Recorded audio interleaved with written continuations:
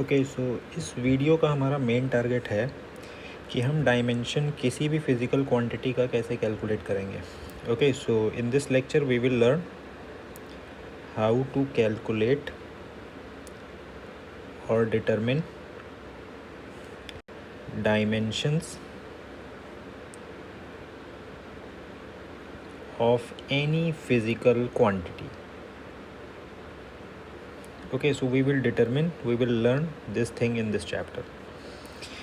Any physical quantity means, in generally we know that there are 7 fundamental quantities are there. ठीक है, तो ये 7 fundamental quantities हैं कौन कौन सी? मास है, लेंथ है, टाइम है,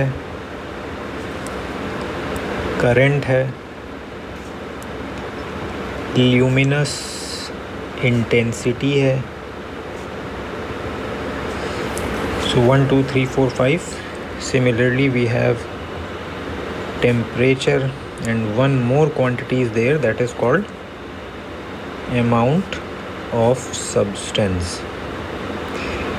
Okay, so these are the 7 fundamental physical quantities और इन्हीं का यूज़ करके हम किसी भी फिज़िकल क्वांटिटी की डायमेंशंस हम निकाल सकते हैं। बेसिकली इनको फंडामेंटल हम इसलिए बोलते हैं because these quantities are totally independent from each other. Okay, so we will see कि हम डायमेंशंस कैसे कैलकुलेट करेंगे।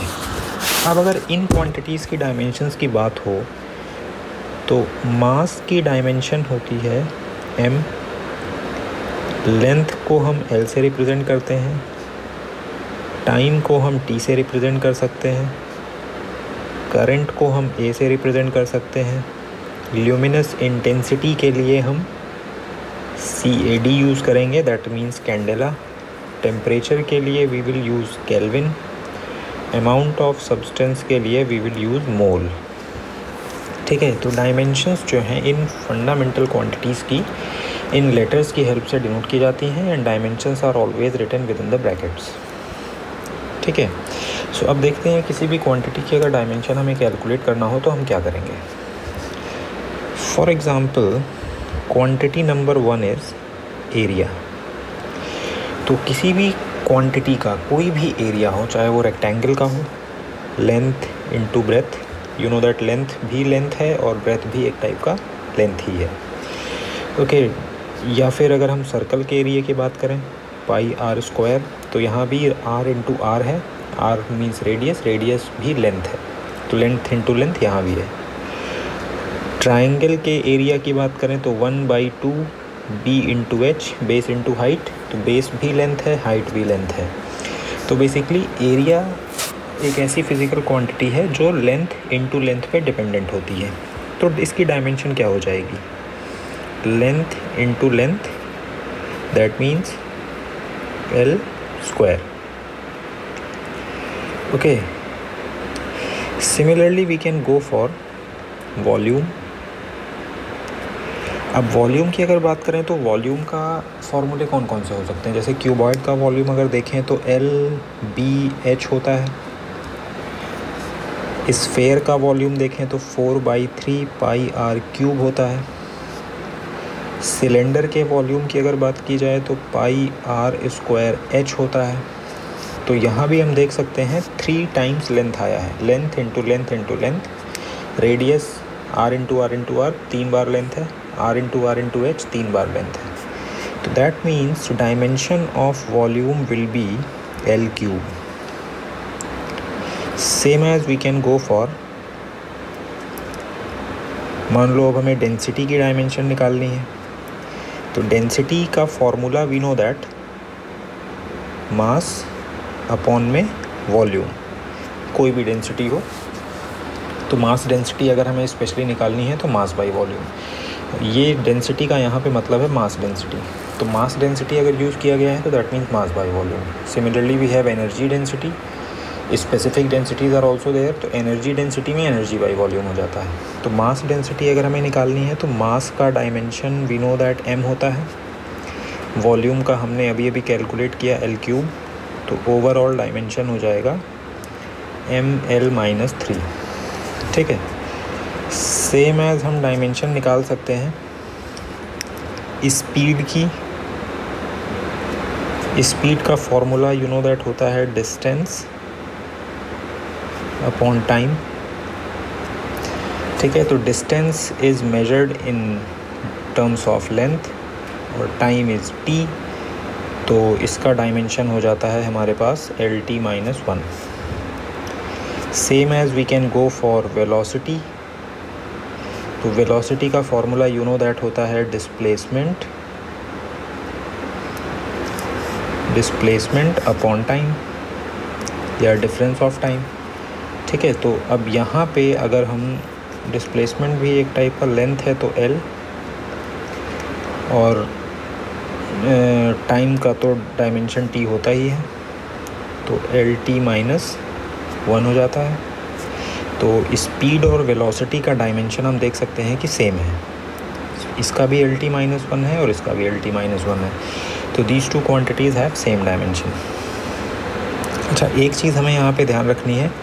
अब जैसे वेलोसिटी की अगर हम बात करें तो वेलोसिटीज़ कई टाइप की हो सकती हैं। ठीक है, कई टाइप की वेलोसिटी का मतलब है जैसे वेलोसिटी को इनिशियल वेलोसिटी भी बोल सकते हैं, सेम डायमेंशन, फाइनल वेलोसिटी बोल सकते हैं, एवरेज वेलोसिटी वर्ड यूज़ किया जा सकता है, बट सबकी डायमेंशन एक ही होगी।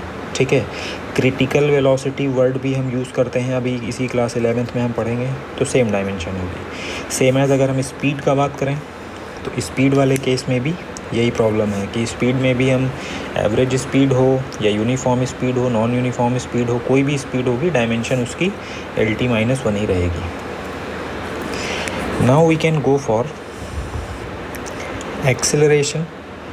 तो सिक्स्थ क्वांटिटी इज़ एक्सेलरेशन। ठीक है, अब एक्सेलरेशन का फॉर्मूला सबको पता होता है, velocity, change in velocity upon change in time. तो चेंज मीन्स क्वांटिटी तो वही रहनी है, वेलोसिटी ही, और चेंज इन टाइम में भी टाइम ही रहेगा नीचे। तो वेलोसिटी का डायमेंशन हमने निकाल लिया अभी, LT-1, टाइम का t है, तो एक्सेलरेशन का डायमेंशन हो जाता है हमारा LT-2। ठीक है, ये क्वांटिटी जब ऊपर जाएगा यहाँ से, ये वाली, तो ये T-1 हो जाएगा, LT-2 हो जाएगा। ओके, सो अब एक्सेलरेशन का हमने निकाल लिया, तो हम सेम एज कैलकुलेट कर सकते हैं फोर्स के लिए। Force, we know that force का फॉर्मूला होता है मास इनटू एक्सेलरेशन। तो मास का dimension we know that m होता है, एक्सेलरेशन का हमने अभी अभी कैलकुलेट किया LT-2, तो ओवरऑल डायमेंशन हो जाता है ML-T-2, that is your force. ठीक है, अब हमने फोर्स का निकाल लिया, तो सेम एज़ हम अदर क्वांटिटीज़ की भी निकाल सकते हैं। जैसे प्रेशर है, तो प्रेशर का फॉर्मूला पढ़ा होगा, that is your force upon में एरिया। तो फोर्स का dimension we know that ML-T-2, area का L² हमने निकाला था, तो टोटल हो जाता है ML-1 T-2।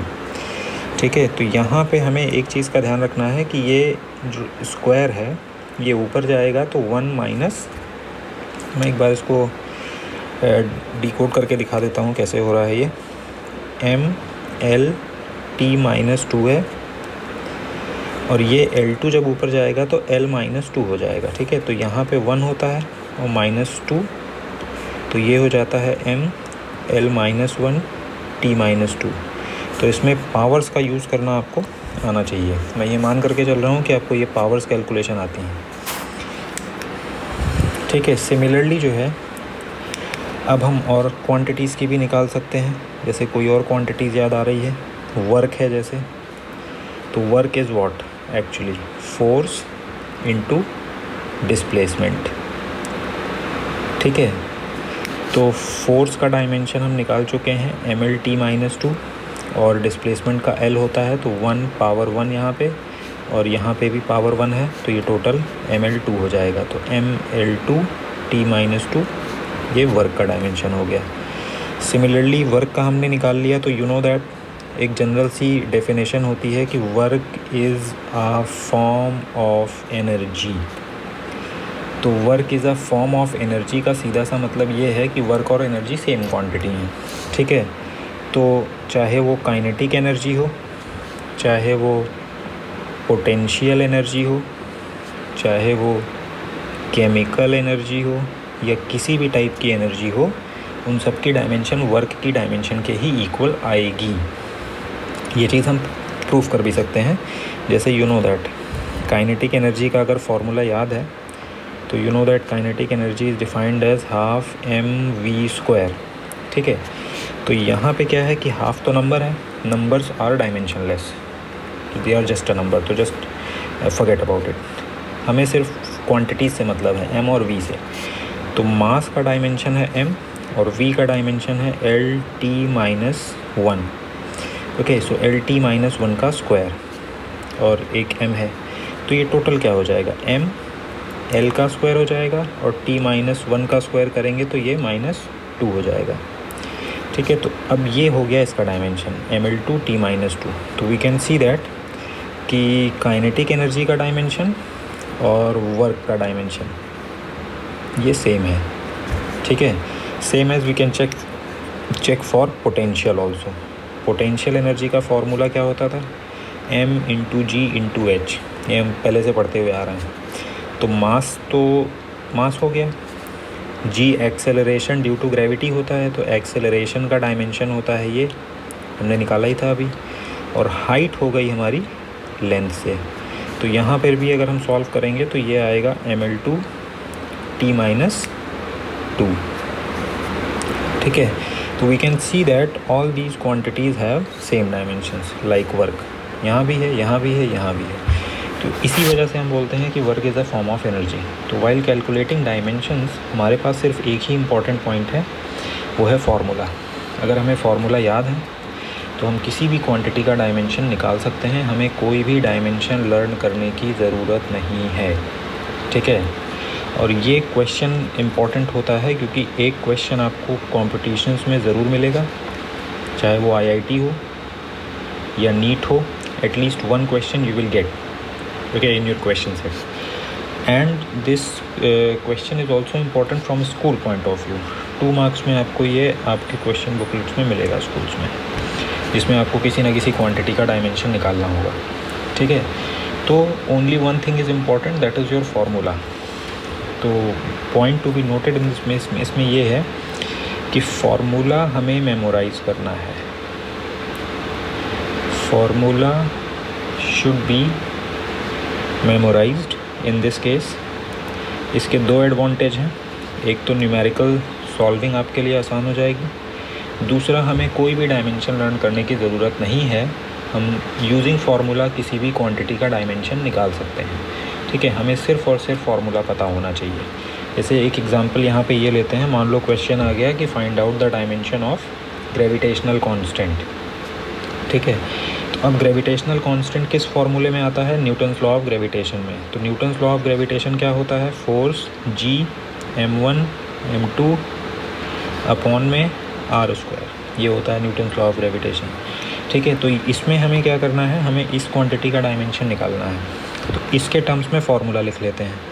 तो G का फार्मूला हो जाएगा F r² अपॉन में m1 m2, ठीक है। तो अब F तो फोर्स है, तो फोर्स का डायमेंशन होता है mL/T-2, ये हमने निकाला था अभी। R का होता है L², L होता है तो r² है तो L² हो जाएगा।